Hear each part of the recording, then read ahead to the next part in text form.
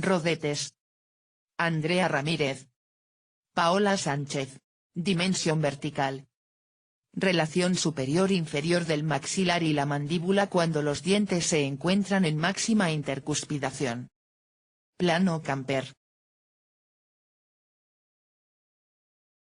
¿Qué es un rodete?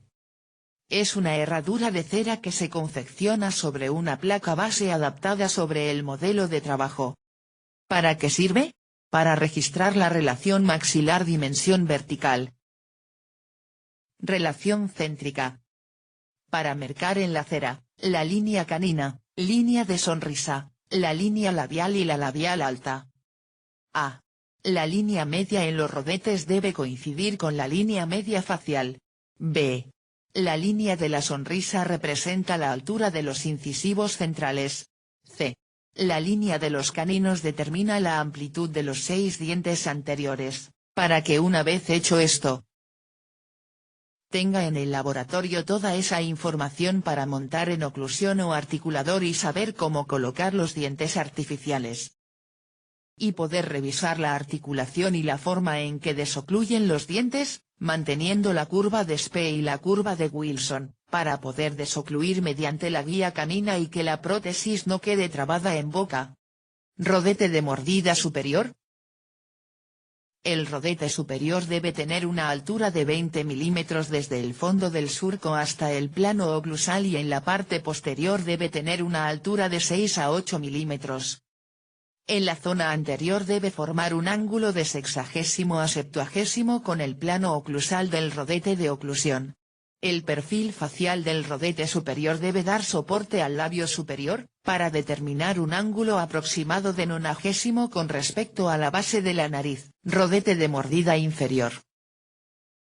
El rodete inferior debe tener una altura de 16 a 18 milímetros desde el fondo de surco hasta el plano oclusal y en su cara vestibular anterior debe ser recto con respecto al plano de oclusión.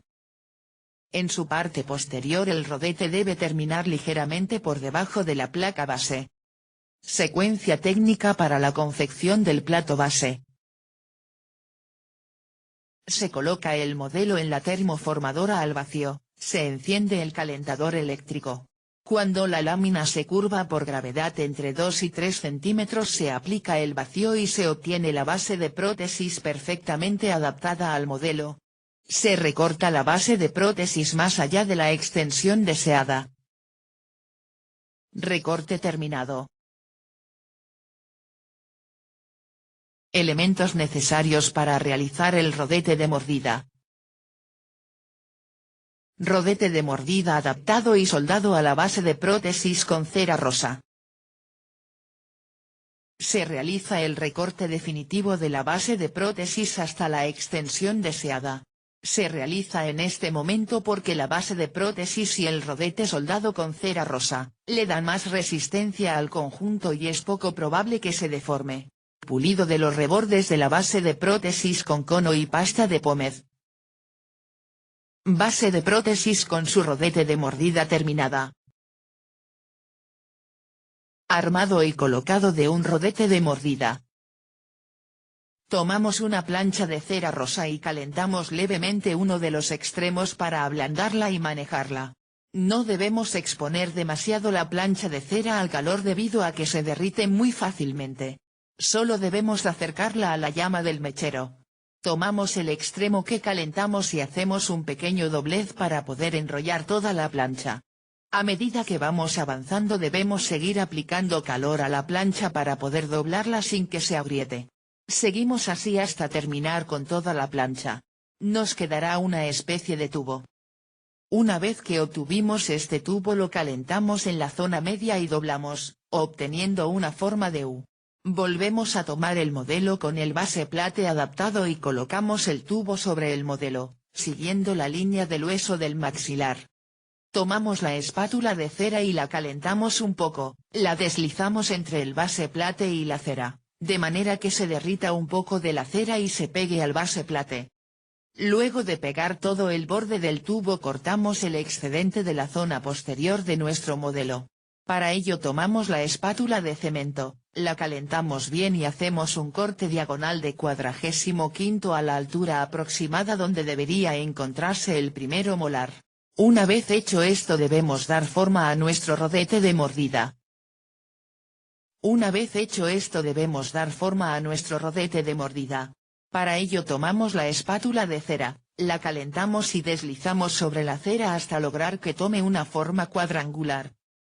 Las medidas que debemos respetar en nuestro rodete son, 1 centímetros de alto y 1 centímetros de ancho en toda la extensión. En la zona anterior del rodete debemos hacer una inclinación de 45 hacia afuera para imitar la posición natural de los dientes superiores. En el maxilar inferior, la altura del rodete en la zona anterior es de 1 centímetro y va disminuyendo en la zona posterior a medida que se va acercando a las ramas ascendentes del maxilar. El ancho es de 1 centímetro también. La zona anterior del rodete de mordida del maxilar inferior debe mantenerse recto, sin ninguna inclinación. Todos estos datos los debemos hacer en la cera con la espátula correspondiente, paciencia y pulso firme. Técnica paso a paso para lograr las referencias anatómicas en los rodetes, la relación del plano de oclusión y la relación intermaxilar en relación de posición céntrica oclusiva. 1. Ajuste el plano de oclusión de los rodetes, utilizando la regla de Fox. Coloque primero el rodete superior dentro de la boca del paciente. Las alas de la regla de Fox deben estar paralelas al plano de Camper, que es la línea imaginaria que va desde el meato de conducto auditivo externo al ala de la nariz. Verifique en el plano frontal, si el plano de oclusión es paralelo a la línea que une las pupilas de nuestro paciente. 2. Si debe hacer modificaciones para orientar el plano de oclusión, debe desgastar el rodete superior o inferior.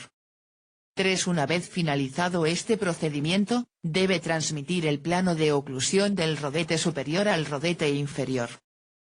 Caliente con mechero la superficie del plano de oclusión del rodete inferior. El calentado debe ser tal que solo se ablande 1 o 2 milímetros de la profundidad del plano de oclusión del rodete inferior. Introdúzcalo en la boca del paciente, y guiando el movimiento de cierre con los dedos del operador en el mentón del paciente, hasta hacer contacto con la regla de Fox, que debe ser mojada con agua, para que no se pegue. Hasta conseguir el aplastamiento del rodete inferior. Luego quite el rodete inferior de la boca del paciente. Examine y quite con espátula para cera el exceso provocado por la mordida. Verifique en boca si el rodete inferior contacta la totalidad del rodete superior, si no es así repita el paso anterior hasta lograrlo. A veces el rodete superior contacta la base del rodete, como muestra la figura derecha. O la base del rodete inferior interfiere en el registro de céntrica tocando la placa base superior. Debe remover el contacto acortando el rodete superior. La línea media, en color verde, líneas caninas, en color rojo.